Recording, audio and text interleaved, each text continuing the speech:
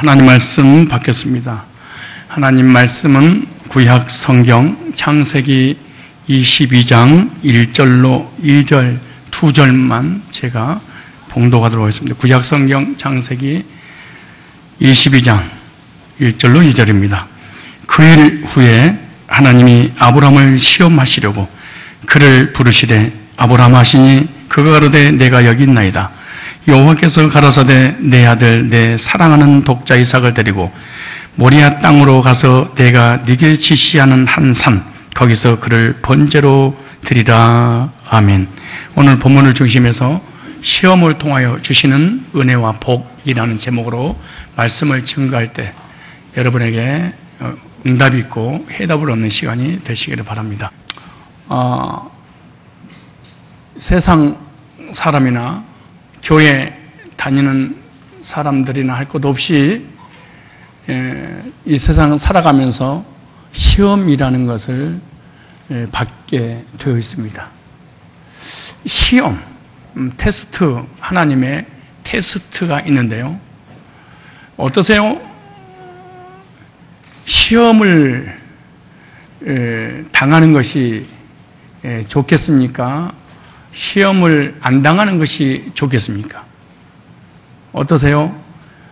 하나님께서 우리의 영육간의 삶에 시험을 주시면 그 시험을 잘 보고 통과해야 되겠어요? 시험을 주면은 시험 들어서 시험 안 보겠습니다. 그리고 하나님의 시험을 거부하는 게 좋겠습니까? 근데 만약에 시험을 봤는데 그 시험에 당당하게 합격했다면 그 합격한 사람에게 하나님께서 예비해 놓으신 엄청난 복이 있다면 시험을 보고 싶을까요? 그래도 시험 안 볼까요? 왜 그렇게 조용하세요? 시험은 좋을 수도 있고 나쁠 수도 있습니다. 시험을 봐서 통과를 하면 거기에 상응한 자격증이 주어지는 것이고 시험을 봐서 합격을 못하면 자격증을 받지 못하기 때문에 그 자격증에 걸맞는 혜택을 누릴 수가 없는 것입니다. 오늘 본문에 보면 하나님께서 믿음의 조상 아브라함에게 독자 이삭을 주시고 100세 때 주셨던 네가 사랑하는 독자 이삭을 모리아산 내가 지정한 그 산에 번제물로 드리라. 이렇게 아브라함에게 시험을 주셨습니다.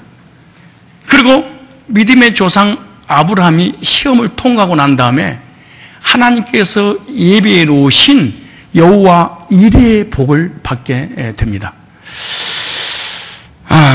왜냐하면 사랑하는 독자 이삭을 드린 후에 하나님께 그의 아브라함의 믿음을 인정받았기 때문에 그렇습니다.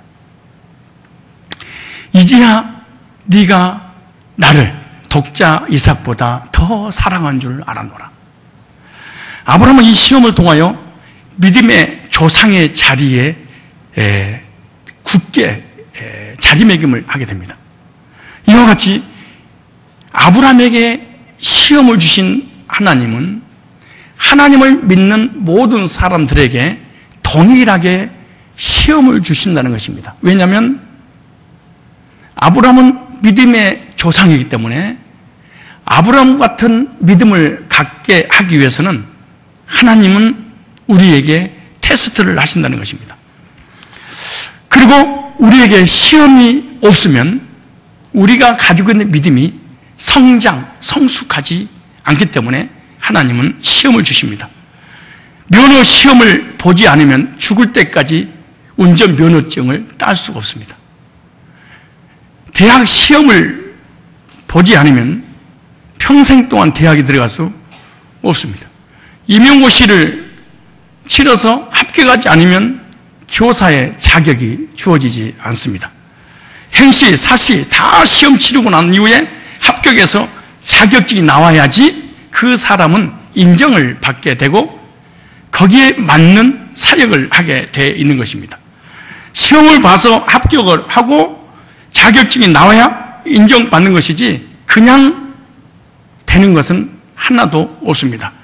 여러분, 시험이 좋습니까? 안 좋습니까?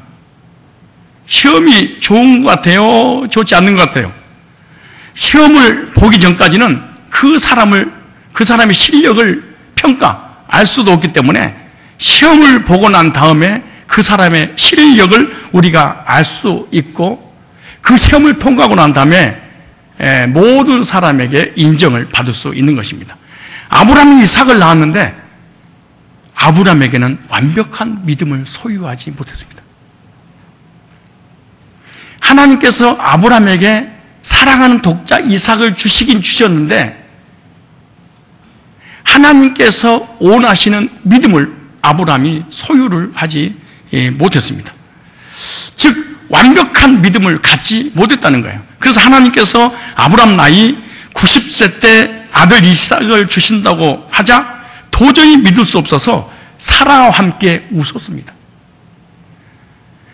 그런데 놀라운 일은 하나님의 약속도 믿지 않고 하나님께 불신앙하고 전능자도 믿지 않았어요. 그런데도 약속대로 이삭을 주셨다는 거예요. 그러기에 믿음의 조상이 되기 위해서는 시험을 봐야 되고 그 시험에 합격을 반드시 해야 됩니다. 저와 여러분들이 하나님께 쓰임받는 하나님의 사람이 되기 위해서는 저와 여러분에게 필요한 것이 있는데 하나님께서 시험하시는 테스트에 당당히 합격을 사실 해야 됩니다. 그런데 여러 가지 이 방법으로 올 수도 있습니다. 본질은 하나님께서 주시는 것이지만은 사람들마다 다 형태에 따라서 다르게 나타날 수는 있는 것입니다. 어떤 사람은 기도해서 응답받지 않는 것에 대해서 시험이 올 수 있는 것이고 왜 나는 구원받은 하나님의 자녀가 됐는데도 불구하고 고난이 오는 것인가? 왜 나에게 사업에 실패가 오고 왜 나에게 질병에 걸리는 것인가? 왜 주님께서 주신 직분을 감당하는 중에 나에게 여러 가지 고난이 오는 것인가? 왜 나에게 사람들과의 관계에 어려움이 오는 것인가? 형태만 다를 뿐이지 나름대로 다 여러 가지 시험을 만날 수 있습니다. 왜 하나님께서 우리에게 시험을 주십니까? 왜 하나님이 시험을 주십니까? 그것은 믿음을 성장시키기 위해서 시험의 과정을 통과하고 난 다음에 믿음의 자격증을 주시려고 그래요. 따라서 합시다. 믿음의 자격증. 믿음의 자격증. 다른 것을 다 잊어버리더라도 이걸 잊어버리면 안 됩니다. 오늘 메시지의 핵심이잖아요. 믿음의 자격증. 그러므로 여러 가지 시험을 만나면은 야고보서 1장에 보면 구원받은 하나님의 그리스도인들이 있어서 시험이 오거든, 시련이 오거든 어떤 태도를 가져야 되는가? 기뻐하라, 온전히 기뻐하라 그렇게 말합니다. 무슨 말이냐? 우리가 하나님을 믿는 순간, 하나님의 약속을 믿는 순간 그 약속을 100% 신뢰하고 있는지 믿음의 테스트, 즉 믿음을 테스트하기 위해서 믿음의 시련을 허락하신다. 시련은 시련인데 믿음을 검증받기 위한 시련이기 때문에 믿음의 시련이라 그러므로 믿음이 없는 사람은 시련 자체가 없을 수도 있고요. 시련을 줘도 왜 오는지도 몰라요. 그리고 해결할 수도 없고 기뻐할 수도 없고 원망불평하게 되겠죠.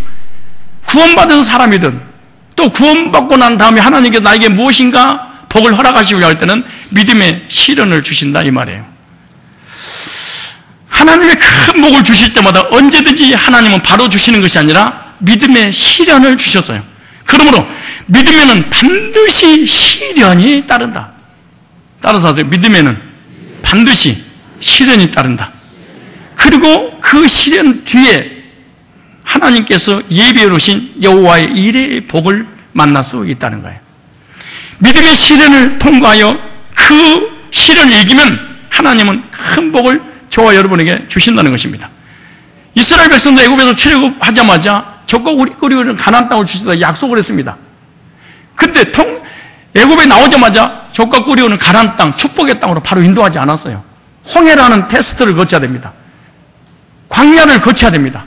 광야를 통해서 고난을 통해서 가나안의 복을 받을 수 있는 준비가 됐는지 믿음이 있는 없는지 확인하기 위해서 그렇습니다. 그러므로 가나안 땅의 복을 받기 위해서는 광야의 이 시험을 반드시 통과해야 됩니다. 우리에게 시험이 있을 때 어떻게 될 것인가? 시험에 들지 않고 시험을 이겨야 됩니다. 그런데 시험지를 딱 받아두는 순간 문제는 안 풀고 시험만 들면은 자격증을 딸 수가 없습니다. 왜 믿음의 조상인 아브라함에게 이러한 시련, 이러한 시험을 주셨을까? 오늘 우리에게 하나님이 왜 시험을 주시는가? 몇 가지를 드려야 되는데 오늘 한 가지만 하려고 해요. 왜 믿음의 조상 아브라함에게 시험을 주신 하나님께서 오늘 우리에게 시험을 주실까? 목사님, 왜 강대상에서 성도들이 죄를 지적하고, 그죠? 하나님의 징계를, 하나님의 저주를, 하나님의 공의를, 하나님의 심판을 선포하지 않으십니까? 이렇게 오해할 수 있어요. 그죠? 그리고 목사님 모든 설교를, 어디 창세부터 계시록을 어디를 하더라도 늘 하나님 은혜, 사랑, 긍휼, 자비. 그 이유가 뭡니까, 하나님? 도대체 목사님, 그런 성도들이 방종할 수 있고요. 한 번 구원받아 영원 구원받기 타락할 수 있고요. 하나님 뜻대로 살지 않고 지멋대로 살 수 있습니다.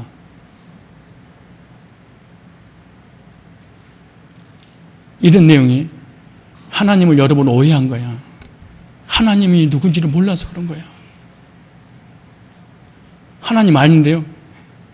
알아. 율법주의 하나님, 공의로운 하나님, 무서운 하나님, 죄를 지면 심판하고 저주하고 형벌을 자손만대 저주하신 하나님, 그리고 착한 일하면 복 주신 하나님. 여러분 머릿속에 죄성을 가지고 있는 우리 인간은 여기에 타성이 딱 젖어가지고 개념이 딱 정리됐어. 그리고 하나님을 판단할 때도 그렇게 판단하고, 내 자신을 판단할 때도 그렇게 판단하고, 저 사람 판단할 때도 그렇게 판단해. 예를 들어서 오늘 말씀을 잘 듣고 이해를 좀 하셔야 돼요. 오늘 여러분 보세요. 아브라함이 하나님 말씀에 불순종했어. 하나님의 약속도 안 믿었어. 그리고 전능자도 안 믿었어. 그럼 이 죄는 우리가 하나님의 공의를 믿는 우리 입장에서 보면 하나님 어떤 하나님이 돼야 되냐? 심판하시는 하나님이 돼야 돼. 아니에요? 다시 독자 이삭을 주신다고 약속했는데 비웃었어. 내 나이가 100세인데 자식을 줘?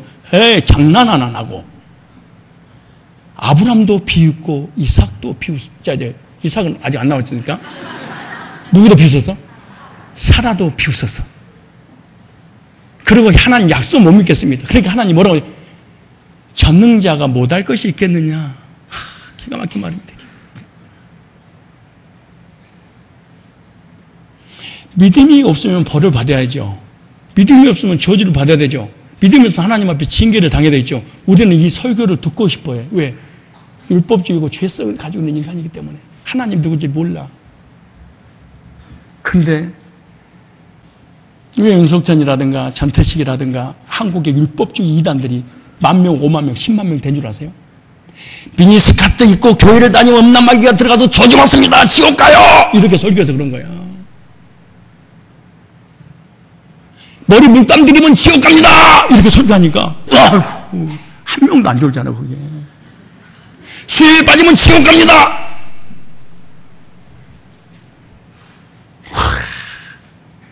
사람이 저주를 퍼보면 그것이 믿음이 생겨. 어떤 믿음이 생긴 줄 아세요? 죄인이고 구원받지 못한 사람은 내가 이렇게 하면 하나님 복 주고 내가 잘못하면 징계 내리시는 흑백 논리를 하나님 믿고 있는 거야. 이게 종교인들이 그런 거거든, 사실은요.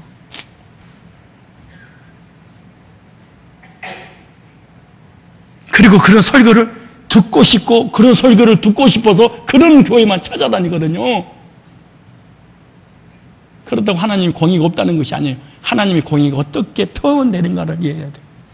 오늘 본문에 한 가지 원리만 하려고 그랬는데 다음에 또 한 가지 하려고 그러는데 여러분들도 이 본문을 가지고 나는 어떻게 설교 한번 해볼까 한번 묵상 한번 해보세요. 나라면 이 설교 가지고 하나님 앞에 불신앙하고 하나님 앞에 죄짓고 약속 안 믿었으니까 하나님이 벌을 내리시는 하나님으로 우리는 이해하고 소개를 하고 설교를 해야 돼, 사실은. 그렇지 않겠어요? 아니, 죄를 지면 마땅히 징계를 당해야지. 근데 놀라운 사실은요, 우리가 첫 번째 하나만 원리를 알아야 돼요. 그 범죄한 아브라함에게, 하나님의 약속을 안 믿는 아브라함에게, 전능자를 안 믿는 아브라함에게 하나님이 와서 저주하고 징계를 내리는 게 아니고 얼마나 아브라함을 사랑하셨길래 제2의 기회를 주셨습니다. 여러분들은 또 이런 말을 하면은, 아이, 목사님, 또 사랑 얘기야. 또 하나님 은혜야. 벌 받는다고 가르쳐요! 죄를 지면 저주받고 지옥 간다고 가르쳐야 돼. 그래, 도덕적으로, 윤리적으로 깨끗하게 살아요. 우리 교회는 안 돼. 그냥 불교, 유교 가야지. 기독교가 어느 날요, 유교로 둔갑해버렸어. 유교와 기독교가 짬뽕되게 현실이에요.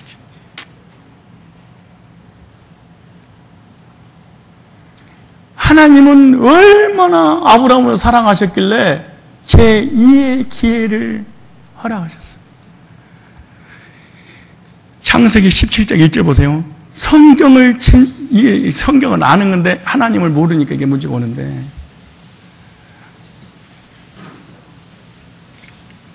창세기 17장, 여러분들의 논리를 편다면, 율법주의 논리를 편다면 두드러 패고 조조하고 망해야 돼, 아브라함은. 왜? 첫째, 하나님 약속 안 믿었어. 둘째, 전능자도 안 믿었어. 그리고 비웃었어. 이것보다 더 무서운 죄가 어디가 있어요? 아니, 하나님 안 믿었어. 약속도 안 믿었어. 불신앙했어. 그리고 비웃었어. 보세요. 17장 1절. 아브라함이, 여러분, 하나님의 은혜와 사랑을 믿고 구원받아야지. 보세요.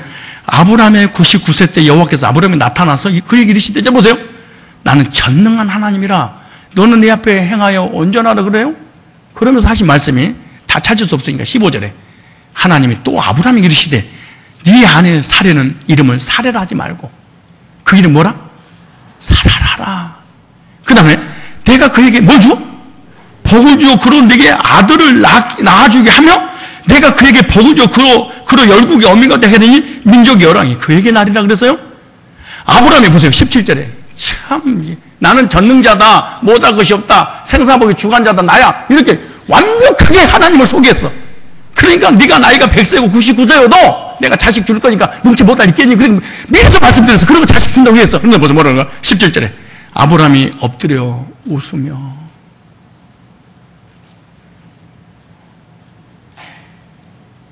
그러니까 우리 초등학교 애들로 얘기하는 뭐예요? 이 말씀 딱 듣는 순간에 헐, 지금 그 얘기잖아요. 우리는 워낙 율법에 찌들려버려. 공자 제자여서 그런 거야. 예수님이 제자가 여러분 사실 아니에요. 전부 다 기독교는 90% 이상이 공자 제자입니다.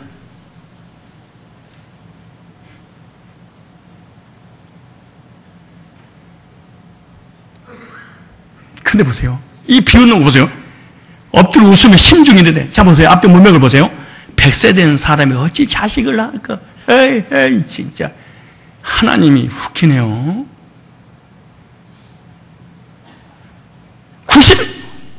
90분이면 뭐니? 90세니 어찌 여러분요. 혹시 90세 된 권사님 손 들어봐요. 저기 계시네요. 지금 권사님에게 하나님이 나타나셔가지고, 야 고권사야, 내년 이맘때 너에게 자식을 줄 거야, 이러네. 아들을. 그러면 우리 할머니 권사님 80, 90세 할머니 뭐라 그럴까요? 젊은 놈이에요? 꼰대예요? 어떤 놈입니까? 근데 내 자신을 보니까 감사합니다. 할렐루야 하면 그러겠어요? 하나님 농담하세요, 저하고? 여기 있는 사람, 믿는 사람 한 명도 없을걸요? 왜 여기 있는 사람이 한 명도 안 믿는 이유가 뭐냐? 여러분은 하나님을 사실 믿는 게 아니에요. 믿는데요, 그것은 그림 속 호랑이 그림을 믿는 거예요. 그럼 믿긴 믿는데, 아무도 내가 안 믿고 교회를 다녀요? 다닐 수 있어요. 뭐냐? 내가 그걸 논리를 펼게요. 안 믿는지를.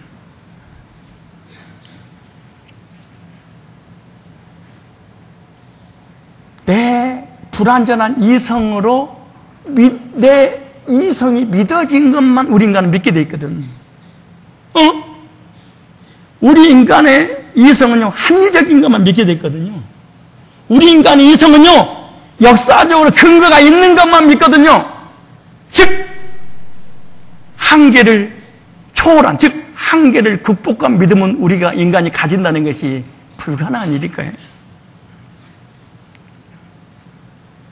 내가 55세, 60만 돼도, 하나님이 가능성이 있구나. 그러죠. 우리 성도들이 나한테 기도받으러 올 때 잘 보세요. 왜 여러분 이 메시지가 받아들인 줄 아는 줄 아세요? 하나님이, 여러분의 견해하고 하나님의 견해가 맞지 않으니까 뒤틀리는 거예요, 지금. 뒤틀어져 버리는 거예요, 이게. 왜? 나만이 가지고 있는 관점을 딱 만들어놔서 그래요. 아브라함도 마찬가지야. 합리적이고, 이성적이고, 이론적이고, 논리적이고, 경험적이고, 역사적이고, 그런 적이 한 번도 없었어. 그런데 주신다고 하니까 너무너무 기가 막혀서 농담하지 마세요, 하나님.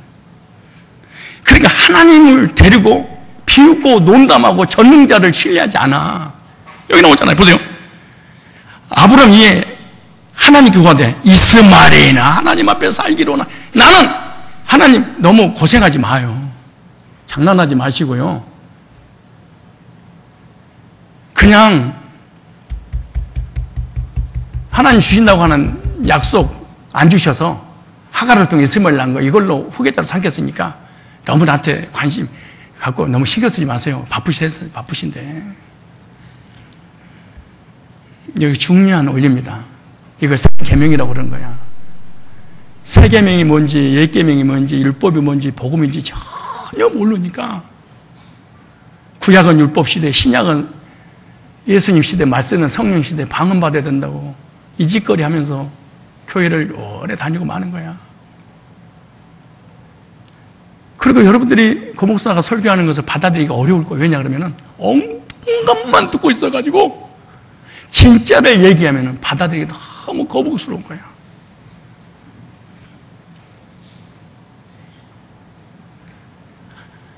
아브라함은 하나님 앞에 믿음이 부끄러운 자였습니다. 뭐가 부끄러워서? 믿음이.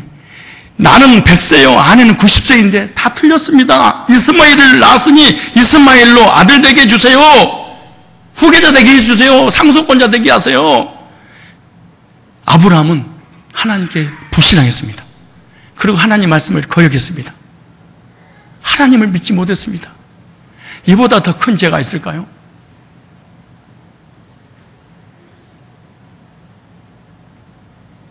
여러분들은 죄의 기준이 뭐예요, 도대체? 묻고 싶어요. 죄의 기준이 뭐예요?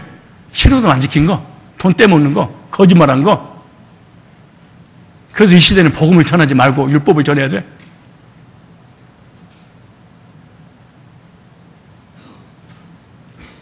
불신앙했던 아브라함에게 하나님 말씀하십니다. 나는 전능자인데 등치 못할 일이 있겠니? 아브라함은 하나님의 능력도 믿어지지 않습니다. 그리고 하나님 약속을 무시하는, 그리고 전능자를 신뢰하지 않습니다. 아브라함. 믿음의 조상 아브라함은 자기 견해에 빠졌습니다. 자기 고집에, 자기 철학에, 자기 이성에, 그리고 자기 이성으로 믿어지지 않는 것은 아브라함은 믿지 않습니다. 한계를 극복한, 한계를 초월한 믿음은 없었기 때문에 하나님의 약속과 능력을 믿을 수가 없었던 사람이 믿음의 조상 아브라함입니다. 그런데 놀라운 것은 얘가 믿든 안 믿든 관계없이 아들 이삭을 주셨다는 사실입니다. 참 이게 기가 막힌 일 아닙니까 이게? 아브라함하고 전혀 관계없이 내가 약속했던 거니까 더 줄 거야 그러고 이삭을 주셔요. 만약에 하나님 이삭을 주시고 아무 일 없이 넘어갔더라면 아브라함은 하나님을 의심하는 사람으로 남길 겁니다. 아브라함은 하나님을 불신한 사람으로 남게 될 것입니다. 아브라함은 전능하신 하나님을 믿지 못하는 어리석은 자로 성경에 기록되어 있을 것입니다. 우리의 믿음의 조상이 요 모양이었어요. 그리고 우리하고 별반 다를 게 없어. 너무 주눅들지 마세요. 왜 주눅든 줄 아세요? 여러분 주눅든 게 아니고 그렇게 설교 들은 거예요. 아브라함 같은 믿음을 가지고 이삭 같은 야곱 같은 모세 같은 엘리야 다니엘 같은 믿음을 가지시기를 바랍니다. 막 이렇게 들으니까 막 그 사람은 나하고 비교해보니까 개뿔이나 믿음이 한 개도 없으니까 구원 캥이는 이 땅에 살면서 10원 한 장 복 받을 놈이 아니야. 여기에 근데 이런 설교를 그렇게 듣고 싶어서 교회를 옮겨 다녀. 평생을. 어떤 영화를 보니 우리 학생들이 있는데 이 영화의 소개를 죄송한데 갑자기 생각나서 그래요. 변태 아줌마가 있대. 변태 아줌마란 말은 자기 남편이 자기를 때리지 않으면 밥을 못 먹는데. 그래 밥을 먹다가도 여보 나 때려줘. 그래 막 때리는데 아 시원해 이래 밥을 먹는데. 왜 교회가 부흥된 줄 아세요?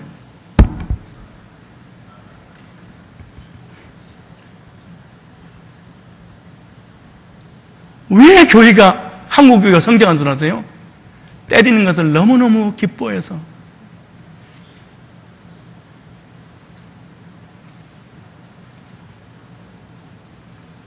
성경의 인물들 중에 믿음 있는 사람이 누가 있었어요? 한 명만 데려가 봐요.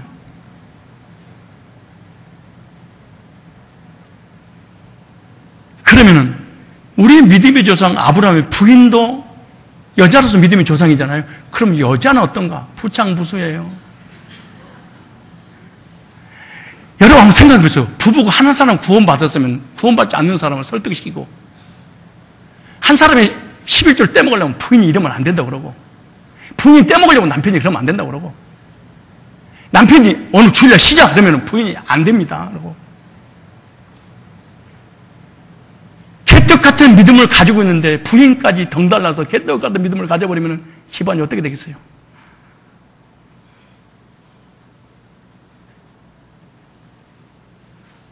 창세기 사라 볼까요? 18장을 보고 사라. 오늘 한 개만 하려고 그래요.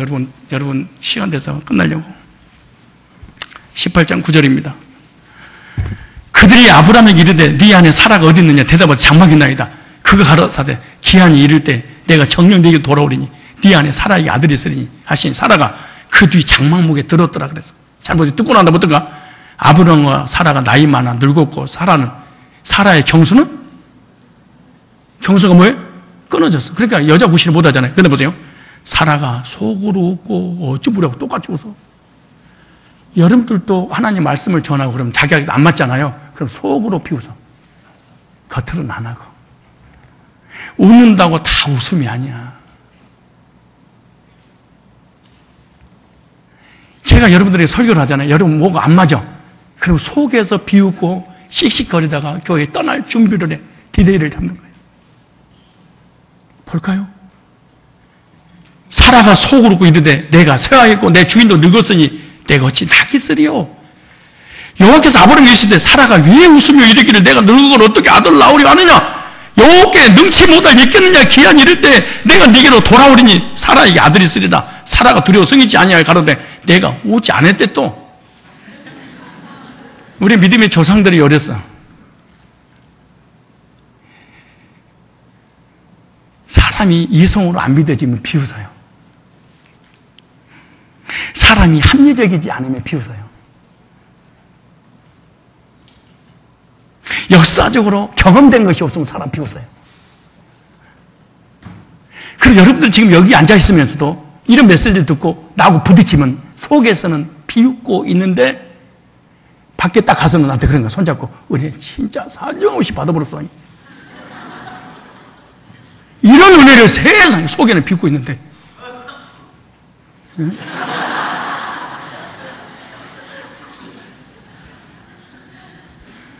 웃기는 거예요.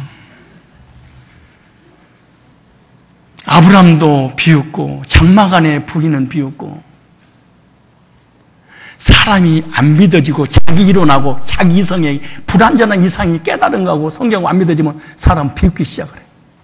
여러분들도 이걸 율법으로 내리쳐야 되는데 여기서 또 사랑을 찾아내니까 또 비웃는 거예요. 헤헤, 또 목사님.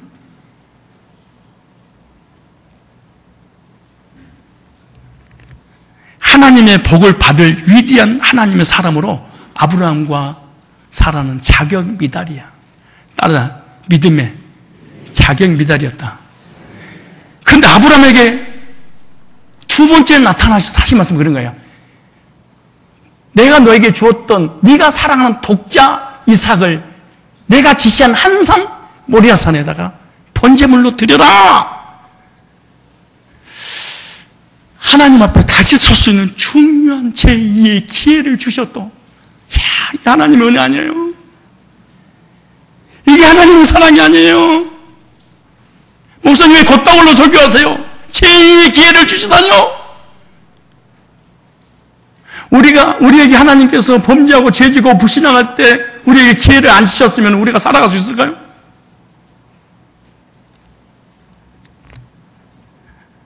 아브라함의 아들을 낳은 후 이름을 이삭이라고 우리가 이삭이라고 지었어. 이삭이란 말을 웃었다야. 그럼 여러분, 할머니 할아버지가 노년에 기적으로 이삭이 태어나서 동네 막 돌아다닐 거 아니에요. 근데 밥을 먹으려고 그러는데 밖에 나갔더니 이삭이 없어. 그럼 누구를 부르겠어? 아니, 강종아, 명훈아, 왜 부를 거 아니에요? 이삭아 그렇게 아니에요. 그럼 무슨 말이에요? 이삭아 부를 때마다 이 속에서 뭐라고 하나님 앞에 죄송할 거야? 웃었다 하나님께서 주시겠다고 약속했는데 안 믿어서 우리 와이프는 장막 안에서 비웃고 나는 바깥에서 비웃고 비웃었는데 왜 비웃었냐 물어보니 안 비웃었다고 비웃었. 얼마나 고통스럽고 괴로웠을까요? 사람이 웃는다가 다 좋은 것이 아니라 조롱하는 웃음도 있어요. 여러분이 지금 얼굴 보세요.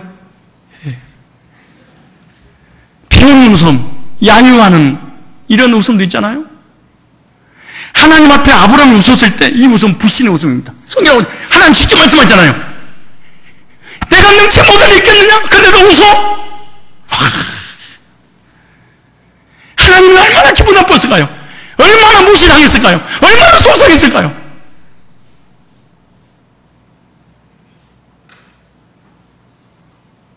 안 속상하겠어요? 아니, 얼마나 하나님의 능력을 무시했으면, 왜 이러셔, 하나님. 평소에 아들을 부를 때마다 웃음아. 이 말이 무슨 말? 역으로 내가 못 믿었구나, 내가 불신했구나, 약속 안 믿었구나, 하나님 전능자를 안 믿어. 얼마나 고통스럽고 괴로웠을까요? 그런 생각했을 거예요. 부를 때마다. 만약에 하나님께서 다시금 나에게 무엇인가 요구한다면, 한 번만 나에게 기회를 준다면 하나님 나 의심하지 않을 거야. 자기한테 막 다짐했을 거예요. 하나님 약속 100% 믿을 거야. 전능자 믿을 거야. 하나님 무시 안 할 거야, 내가. 하나님 조롱 안 할 거야. 하나님 창조주 100% 내가 신뢰할 거야. 이런 부를 때마다 괴로움 속에서 탄식하면서 그랬을 거예요. 안 그랬겠어요? 성경 있냐고요? 잘 찾아보세요.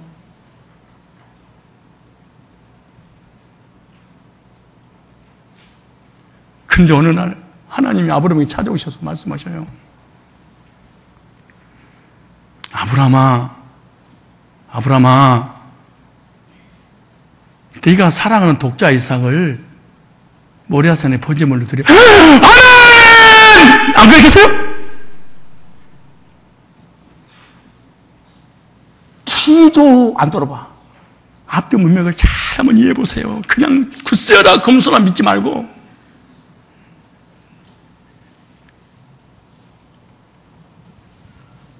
자기보다 이삭을 더 사랑하는 그 할머니한테 하나님께서 인고기를 드시고 싶다고 바치라고 하는데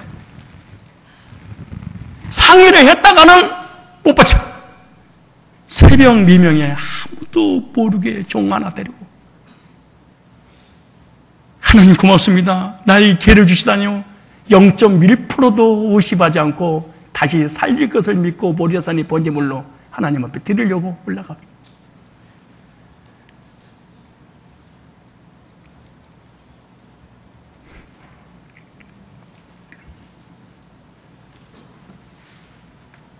그러면서 하나님께서 이렇게 말씀하십니다.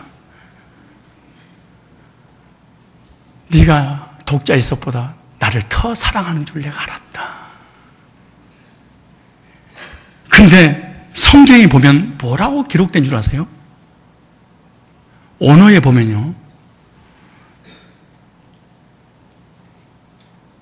아브라함이 이삭과 함께 올라갈 때 종에게 그렇게 말합니다. 우리 성경에 그렇게 안 나왔는데 언어에 보면은 이삭과 함께 내려올 거니까 걱정하지 말라. 같이 올라갔는데 같이 내려올 거야. 그래. 복수로 됐어요.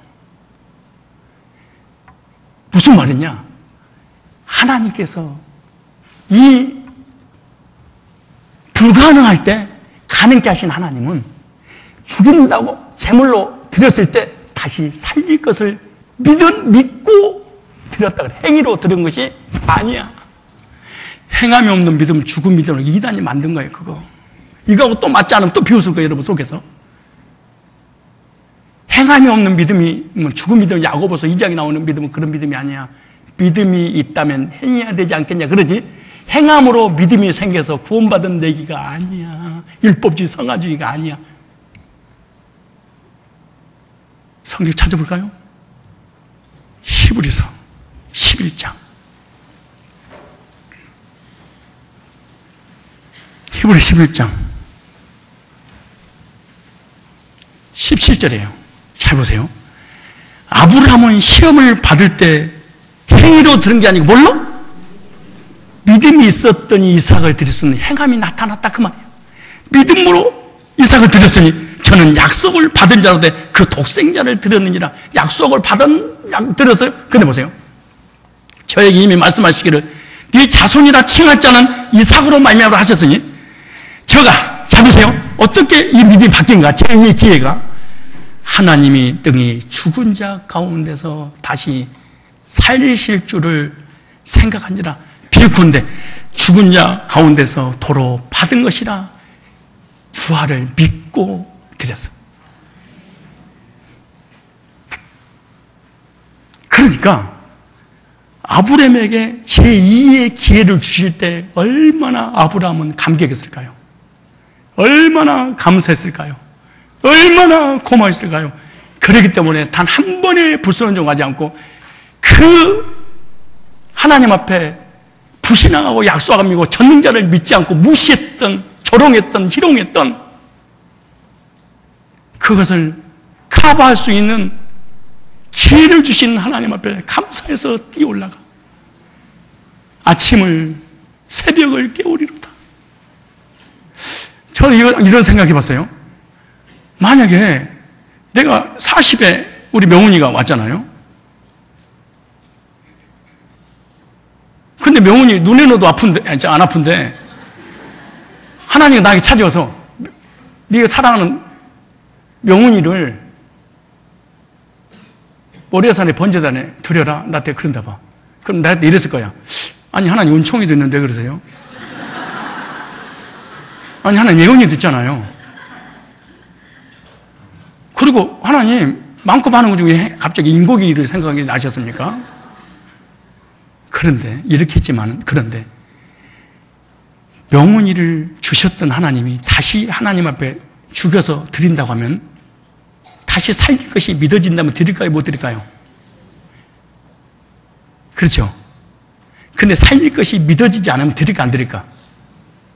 안 드리겠죠. 왜 믿음의 액션을 취하지 못한 줄 아세요? 솔직히 하나님을 안 믿어서 그런 거야. 목사님 왜 자꾸 안 믿는다고 그러세요? 결정적 믿음이 없어. 이론적이고 역사적이고 합리적이고 불완전한 이성이 깨달은 때 자아의 범주 안에서만 믿는 거지 무에서 유를 창조하시는 전능자를 우리가 안 믿고 살아갈 때가 너무 많아요. 한번 또 찾아보세요. 로마서 4장, 신약에는 이 본문을 뭐라고 해석했는가 바울이. 자, 로마서 4장 한번 찾아보세요. 로마서 4장. 로마서 4장을 보시면 그 창세기 17장, 18장, 22장 사건을 뭐라고 말한가? 4장. 찾으셨죠? 그죠? 4장. 찾아야 되지만 18절만 아브라함이 바랄 수 없는 중에 바라고 믿었으니 왜 경수가 끝났으니까. 자 보세요. 이는 네 후손이 이같으리 하신 말씀대로 많은 민족이 조상이 되게 하려 하심을 인함이라. 그가 백선화되어 자기 몸의 죽음 같음과 사라의 태의 죽은 것 같음을 뭐하고도? 알고도. 참 기가 막힌 말이에요. 알고도 믿음이 약하여지지 아니하고. 아니 구약에는 믿었어 안 믿었어? 아니 구약 창세기 17장 18장에는 믿었다고 그랬어 불신했다고 그랬어요? 근데 여기 본문에는 약속을 의심했다고 그랬어 믿었다고 그랬어요? 이따 설명해 드릴게요. 믿음이 약하여지지 않냐고. 믿음이 없어 하나님의 약속을 뭐하지 않고? 의심치 않고. 믿음이 뭐야? 자가 우로나 환경과 상황과 이성과 견해와 철학과 역사하고 전혀 관계없이 경건해져서 하나님께 영광을 돌리며 약속하신 이삭을 주시겠다고 약속하신 그것을 동안 능히 이루실 줄을 어떻게 해서 확신했어요. 믿음의 정의, 믿음의 본질이 뭔가를 알고 교회를 다녀야 돼요. 우리 그냥 다니는 거예요. 그냥 조상적부터. 그 다음에 보세요. 그러므로 이것을 아브라함에게 의로 그 믿음이 테스트를 받았는데 하나님 앞에 인정받았느니라. 전능하신 창조주 인정받았는데 근데 보세요. 이걸 뭐라고 연결했는가? 저에게 의로 여기셨다. 기록된 것은 아브라함만 위한 것이 아니요. 의로 여기심을 받을 우리도 위함이니 곧 예수 우리 주를 죽은 자 가운데서 살리신 이름에 뭐하니라? 예수는 우리 범죄함을 위하여 내어짐이 되고 또한 우리를 의롭다 하심을 위하여 살아나셨는지라. 이걸 누가 믿었다는 거예요? 아브라함이. 그러니까 예수님의 죽으심과 부활을 누가 믿고 이삭을? 아브라함이. 근데 오늘 우리들도 예수님 죽으심과 부활을 통하여 단번에 영원히 의롭다고 인정받는 것이 아브라함만 위한 것이 아니요. 예수를 믿는 떡이다. 그건 여기서 중요한 거 정리할까요? 잘 보세요. 다시 한번 하나님의 사랑과 개념을 좀 이해를 하세요. 잘 보세요. 수십 년 동안 아브라함이 하나님을 안 믿었다면 8번 하나님 나타났는데 안 믿어 성경 불신하고 불순종하고 하나님 무시하고 그러니까 이게 그런데 결정적일 때 한번 믿어버려. 독자 이삭을 모리아산에 드리러 갈 때 십자가의 구속에 대해 모형이지만은 본인도 사실이고 실제 현상적으로 가시적으로 누가 이삭을 드렸고 근데 다시 살리실 것을 믿어버린 이 믿음의 테스트에 통과하는 순간에 신약은 이렇게 말해. 참, 신약은 이렇게 기록됐어. 그동안 아브라함이 잘못된 것을 하나도 하나님은 기억하고 싶지 않구나. 그래. 여러분들의 이성으로는 율법주의이기 때문에 도대체 이게 믿어지지 않을 거야. 이걸 알아듣는다는 게 진짜 인격적으로 주님의 사랑을 체험하기 전까지는 불가능한 일인데 아브라함이 사라가 그렇게 그동안 잘못하고 불신하고 죄지었던 것에 대해서 단 한 번도 묻지도 않고 기억지도 않고 따지도 않고 묵인의 용서로 로마서 4장은 아브라함은 믿음의 사람이었다. 딱 이렇게 정리를 했어.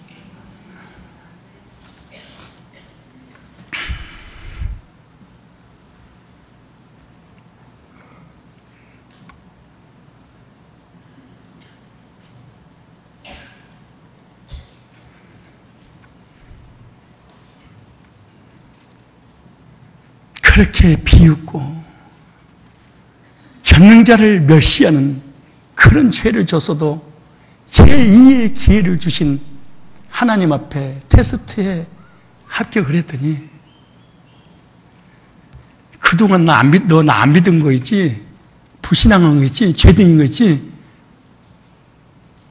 나 기억하지 않을 거야. 왜 이게 일이 중요하냐? 너 지금까지 살면서 어떻게 살아왔던, 나를 어떻게 사울처럼 부인하고 예수 믿는 사람 핍박하고 괴롭히고 고통을 줬지만 너 예수 믿는다는 네 믿음 하나 때문에 내가 너 무기를 용서할 거야.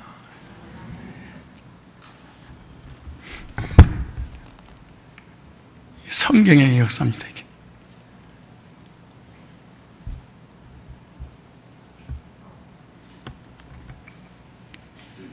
아브라함에게 주신 시험은 제2의 기회였습니다.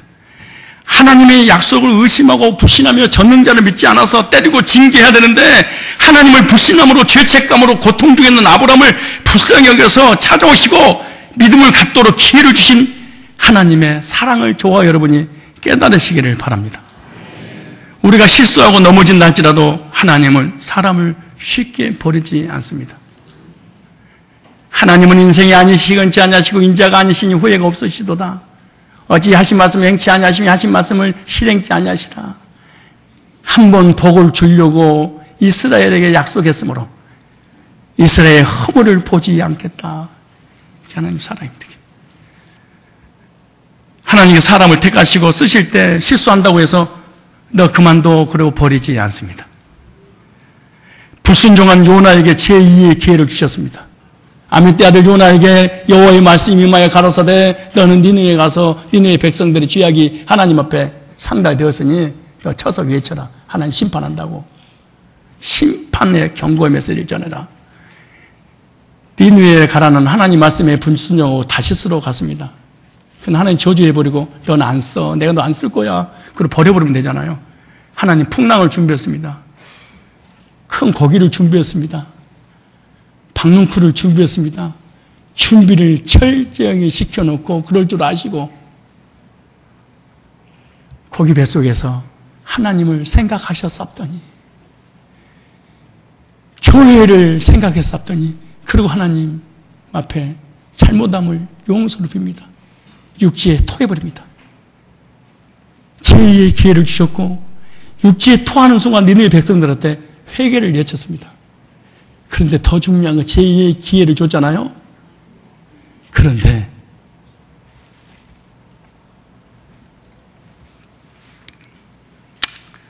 여러분 한번 생각해 보세요. 우리가 얼마나 악한 율법주의인가. 왜냐? 이 설교가 받아들이기가 너무 버거워.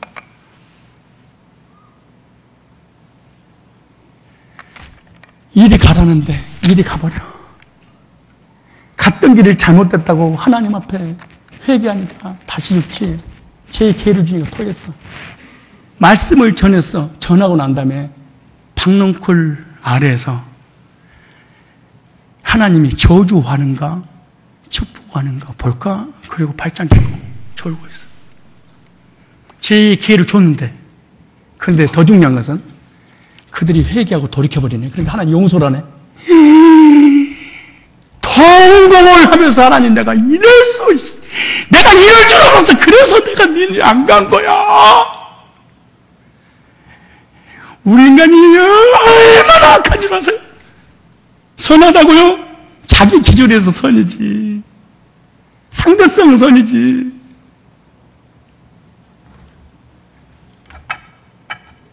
그래서 하나님 침낭불을 없애버려. 그러니까 대물인가 봐. 너무 뜨거워가지고 열이 받으니까 막 괴로워서 고통스러워. 하나님 찾아와서 그래. 하루 있다가 없어질 박능쿨도 너무너무 사랑하여 사라지니까 고통스러워 괴로웠거늘. 니느웨 백성 9만 명이 있는데 내가 박능쿨보다 더 사랑하지 않겠니?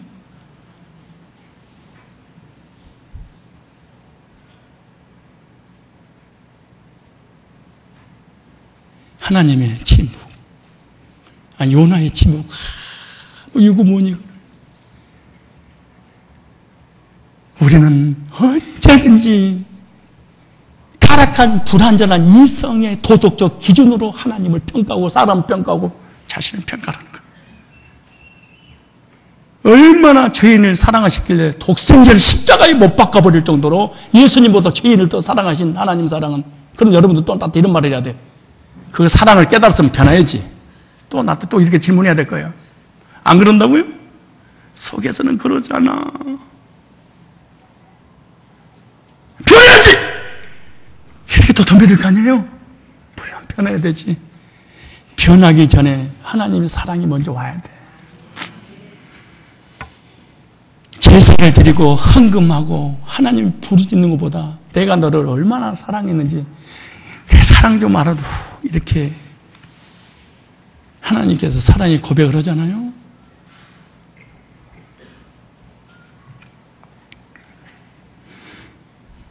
아브라함에게, 요나에게, 베드로에게도 제2의 기회를 주셨잖아요. 내가 십자가에 질리고 대제사장한테 끌려갈 때 내 제자들 다 나를 떠나리라. 제자 베드로 하는 말 신기하죠. 사람이라는 게. 얘네들 요한부터 시작 얘네들은요 다 주님 저자고 다 떠날 거예요. 걔네들은 그래도 나는 안 그래요. 그래. 그런데 예수님이 죽었다는 소식을 듣자마자 주님을 떠날 뿐만 아니라 예수님이 끌려가는 십자가 지는 그 과정 속에서 어떻게 고난을 받는가 옆에서 구경하고 있는데 옆에 있는 계집종 하나가 하는 말이 그렇습니다. 너 예수님이 제자이냐? 그랬더니 예수님의 제자 베드로가 하는 말이 그 수제자가 하는 말이 우리 교회로 그러면 뭐 장로님들이 하는 말이 그거잖아요. 내가 예수님의 제자면 내 손에 장이 짓는다. 내가 법 맞잖아. 너 있었잖아. 그때 닭이 3번 울었어. 그리고 주님을 떠나고 제자들 데리고 갈릴리 호수에 가서 어부상을 합니다. 근데 주님이 뭐라고 줄 아세요? 그럴 줄 아시고 사단이 너를 밀 까부를 밟지라도 너를 실족지 않게 하기 위해 내가 너를 위하여 기도했어. 너 이럴 줄 알았어. 베드로 인간성, 성질 더러운 거, 다혈질, 속은 게 아니고 알고 부르셨어요. 그런데 세상에 주님이 부활하고 난 다음에 제자 베드로에게 찾아가서 너무 속상해서 그리고 얘들 다 제자 됐는데 베드로에게 인간이 그러는 게 아니야. 아무리 그래도 그렇지만 나는 딴 사람이 다 부인해도 떠날 줄 알았어. 너는 그러는 게 아니잖아.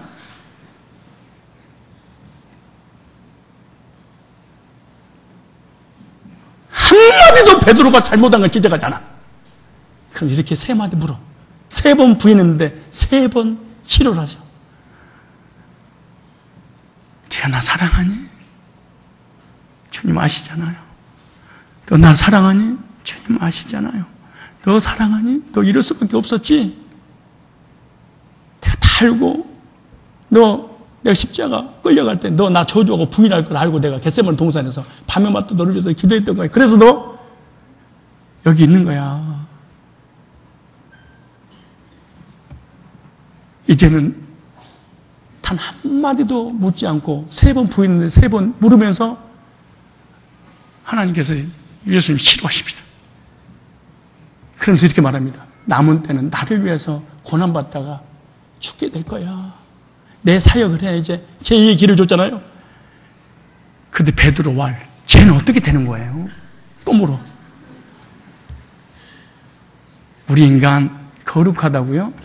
그러지 마라. 그리고 베드로가 대단한 믿음을 소유했다고요? 히브리서 믿음의 장이 대단한 믿음의 사람이라 그러지 않아요. 다 하나님이 사랑하고 용서, 간용하고 덮고 받아주셔서 믿음이 성장하고 살아가는 거예요. 그리고 베드로는 결코 깎걸로 매달려 십자가에 못 박혀 죽게 되잖아요. 이와 같이 오늘 저와 여러분들에게도 제2의 기회를 주셨다는 사실을 믿으시기 바랍니다. 하나님 앞에서 구원받고 하나님이 자녀가 돼서 거듭났다고 호언장담했던 주님이 뜻대로 살겠노라고 그렇게 찬송하고 기도했는데 어느 못 가서 죄 짓고 연약해 쓰러지고 넘어지는 자기 자신을 보고 하나님 내 곁에 계신가? 하나님 나와 함께 하는가? 우리의 인간성, 연약성, 죄성 하나님이 다 알고 계십니다. 사실은 저는요 멀리 볼 것도 없습니다. 내가 내 자신을 볼 때마다 실망할 때가 한두 번이 아니야. 네가 하나님 종이야? 강단에 설 자격 있어? 하나님 말씀을 전할 인도자야 너? 내가 나를 보고 실망하고 내가 미울 때가 너무 많아. 나를 보고 실망을 할 때가 너무 많아요. 나 같은 것을 택하셔서 나 같은 것을 구원하시고 나 같은 것을 목회자로 세우시다니. 우리가 때때로 오는 모든 시험은 제2의 기회입니다. 주님은 저와 여러분 절대로 버리지 않습니다. 오늘 넘어졌으면 다시 일어설 수 있는 제2의 기회를 주십니다. 때때로 시험이 올 수 있어요. 어려운 일을 당할 때 하나님이 내게 은혜를 주시고 복 주실 제2의 기회로 삼으시기 바랍니다. 그리고 시험 과정을 통과하십시오. 만약 기도응답되지 않으면 어떻게 될 것인가? 그리고 나의 삶이 어려우면 어떻게 될 것인가? 짜증나고 원망하고 불평하지 마십시오. 경제 문제, 직장 문제, 물질의 문제, 건강의 문제, 사람의 관계 문제, 얽히고 설킨 문제, 죄져서 넘어지고 불신앙하고 쓰러진 여러 가지 문제 오거든. 하나님이 여러분 시험의 자리 테스트 하도록 인도하실 것입니다. 하나님을 향한 믿음이 잘못되어지고 있을 때 나의 믿음을 바로 세우고 나의 믿음을 성장시키기 위해서 저와 여러분들이 제2의 기회를 주신 줄로 믿으시기 바랍니다. 시험이 어렵고 큰 시험일수록 더 큰 자격증이 주어진다고 여러분 생각해 보십시오. 운전면허 시험이 더 영광스럽겠어요? 임용고시 시험이 더 어렵겠어요? 사법고시 행시가 더 어렵겠어요? 면허증 따면요, 땄네? 그렇습니다. 임용고시 학교 가면, 우와! 선생님 그럽니다. 고시 합격 연수 끝나면 뭐라는 줄 아세요? 발령받으면 영감님 바로 승진합니다. 그 영광은 말로 표현할 수 없이 다릅니다. 왠 줄 아십니까? 그 공부하는 과정이 더, 시험 보는 과정이 더 어렵기 때문에 그러는 것입니다. 혹시 저와 여러분들에게 제2의 기회를 주시거든 하나님 앞에 설 수 있는 기회인 줄 믿으세요. 불신앙을 해결하는 기회요, 하나님 능력을 체험할 수 있는 기회요, 하나님께 더 가까이 갈 수 있는 기회요, 내 견해와 내 고집과 내 사상과 내 철학을 내려놓는 기회요, 하나님의 언약을 믿을 수 있는 기회요, 인본주의가 무너지고 신본주의로 바뀔 수 있는 기회고 믿음의 조상으로 세울 수 있는 기회입니다.